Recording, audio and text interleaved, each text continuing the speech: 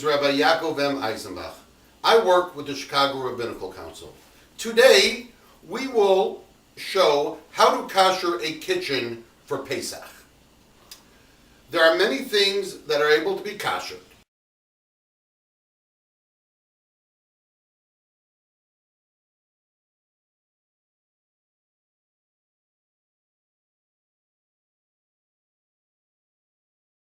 Before you do any kashering, as far as Hagalah kalim, which is immersion of items into a boiling pot of water, all items that will be kashered must not be used for 24 hours and has to be completely clean.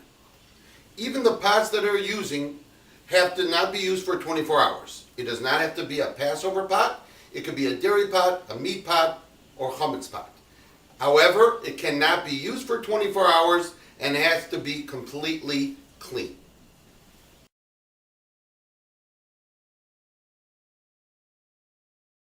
Remember, safety is first. Make sure there are no little children around and that you have no jewelry and no watches. Even if it's waterproof, take it off.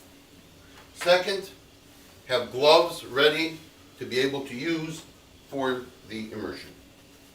Once the pot has reached a boiling point where it is boiling, you take each piece of silverware, prior to usage, check again that it's clean, there is no dirt or food particles in any of the crevices, and simply you go ahead, the pot is boiling, and you place it in there.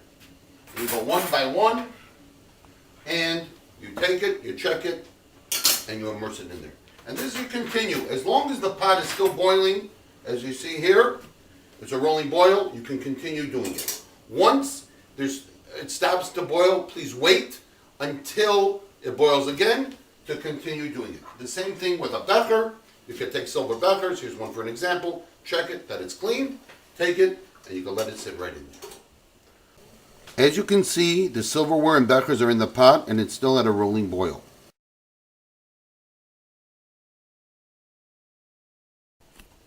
Now that the silverware and bechers have been in the hot water, we will now go ahead and finish the process of kashering by taking the pot of water over to the sink and putting cold water over it.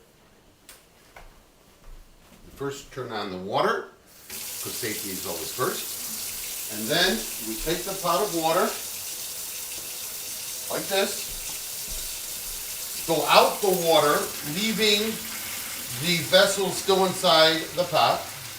This is good also if you have a cold. It relieves all sinuses. Once the water is out, you will go ahead and let it cool off in cold water.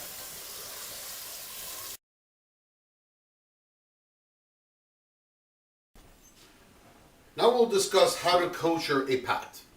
Prior to koshering the pot, it has to be 100% clean and not used for 24 hours. Also, as you notice, this pot here has handles, which has screws in it.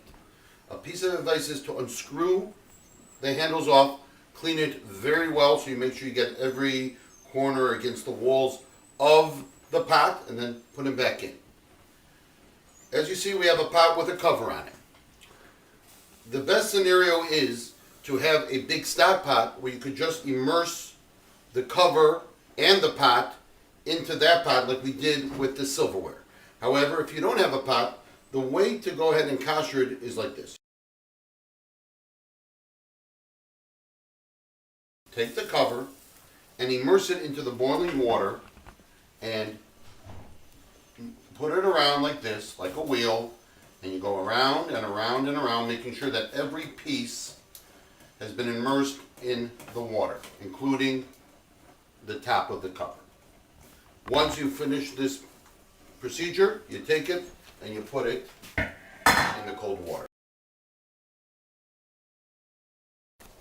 Now we will kasher the actual pot. We will go ahead and have a pot on the side, a smaller pot that has boiling water in it already.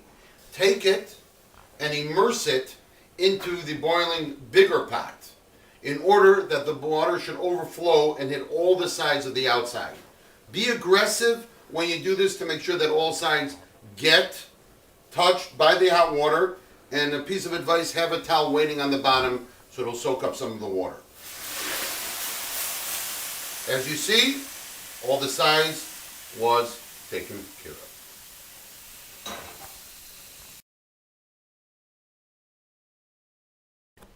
The next item we will kasher in the kitchen is the sink. Most common sink that is out there is the stainless steel sink, which can be kashered. However, another common sink that's out there is porcelain, which cannot be kashered, where you have to put an insert in there for Pesach. The way of kashering the stainless steel sink is the sink cannot be used for 24 hours. Again, it must be perfectly clean. Once that process is done, you have a boiling pot of hot water ready to go.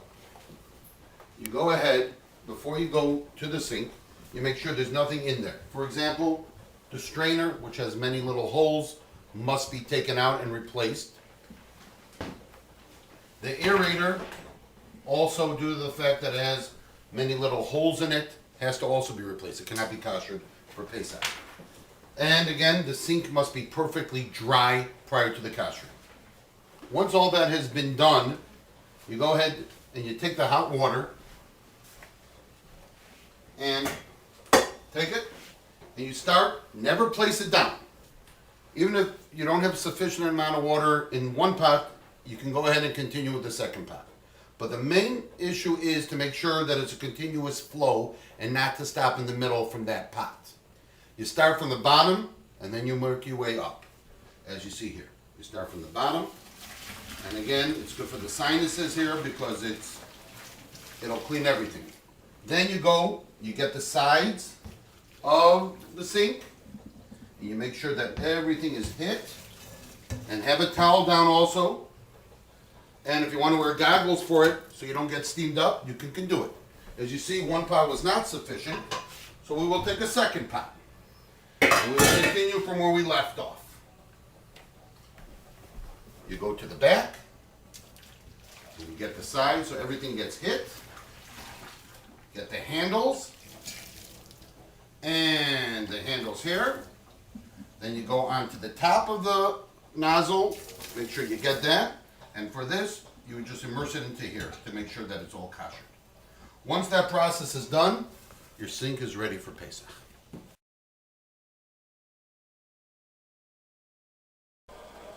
The next item we will kasher in the kitchen is the countertops. There are many different countertops out there. As you will see, there's a list of the countertops that can and cannot be kashered.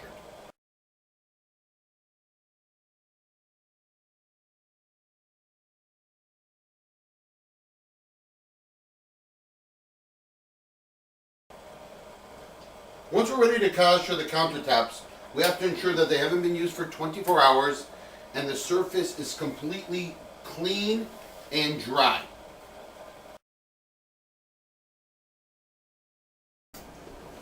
Remember, as a reminder, when kashering with hot water, make sure safety comes first, that there's no little kids around, and that nothing gets burnt and you're wearing gloves. Once that is done, you take the pot straight off the fire.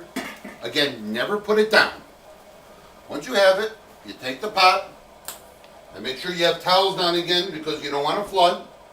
And we will go ahead and we start from the back, and we go and we make sure we get every single spot from one end to the other end.